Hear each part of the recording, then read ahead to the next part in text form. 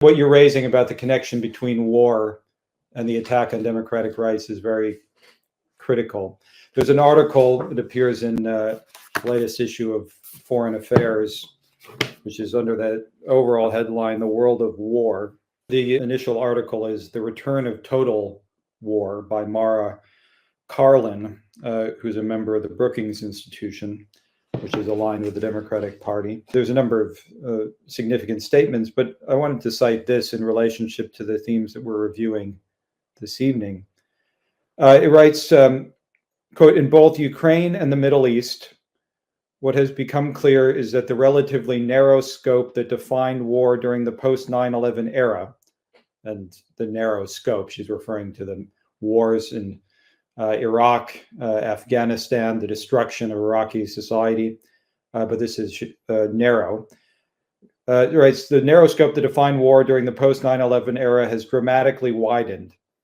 An era of limited war has ended. An era of comprehensive conflict has begun.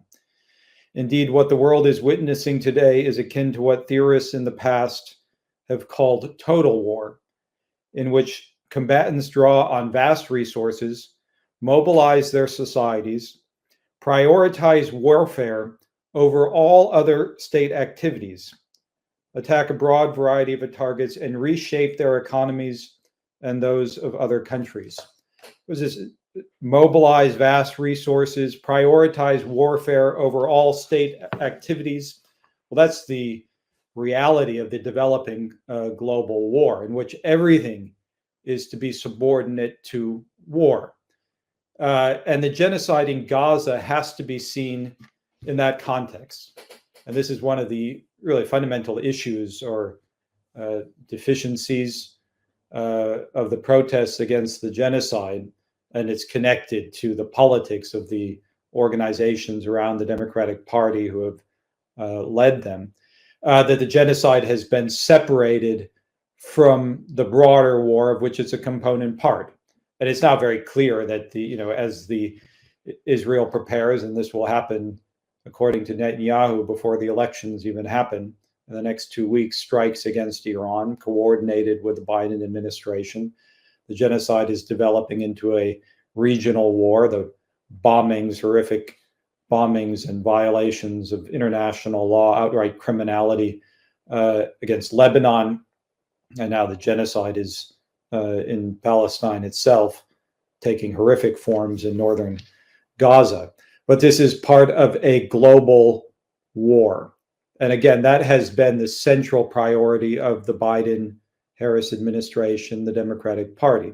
And it is a policy of the entire ruling class, both of its parties. It's worth noting that in the course of the US-NATO war against Russia in Ukraine, which has been beginning in early 2022, the basic priority of the Biden administration before the beginning of the genocide a year ago, that the U.S. government, U.S. imperialism has promoted a right-wing fascistic government in Ukraine, which now operates on the basis of martial law, canceling elections, arresting opponents of the war within Ukraine itself, including our comrade Bogdan Siratuk of the Young Guard, Bolshevik Leninists, who's been now in prison on Friday. Will mark 6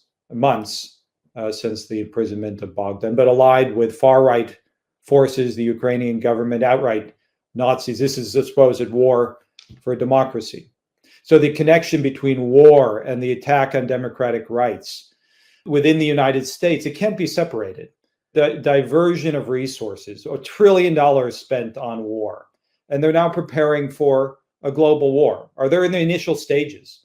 George Will had a column in the Washington Post earlier this week in which he said what the Socialist Equality Party and the World Socialist website have been saying for some time now, many months, that we are in fact in the initial phases of a global war. You referred to the Third World War has begun.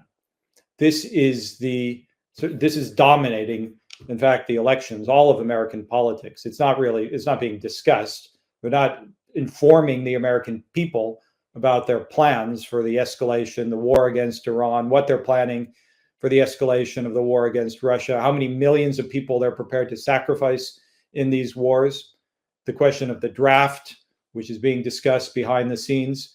But historically, and I think this is a very important theme, historically, the war has always been bound up with the attack on democratic rights. The two are very inextricably connected.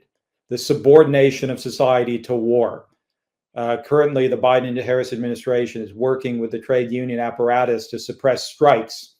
Most recently, the effort to shut down the Boeing strike.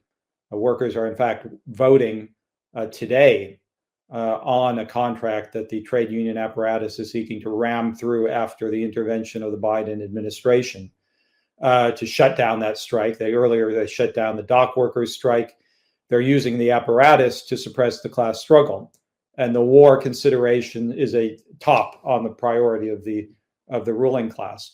But that will become more and more, to the extent that they're not able to restrain it through the operations of the trade unions, the utilization of force, the subordination of the working class to war. When Trump talks about the enemy within, what does he mean? He means the working class. That is the target.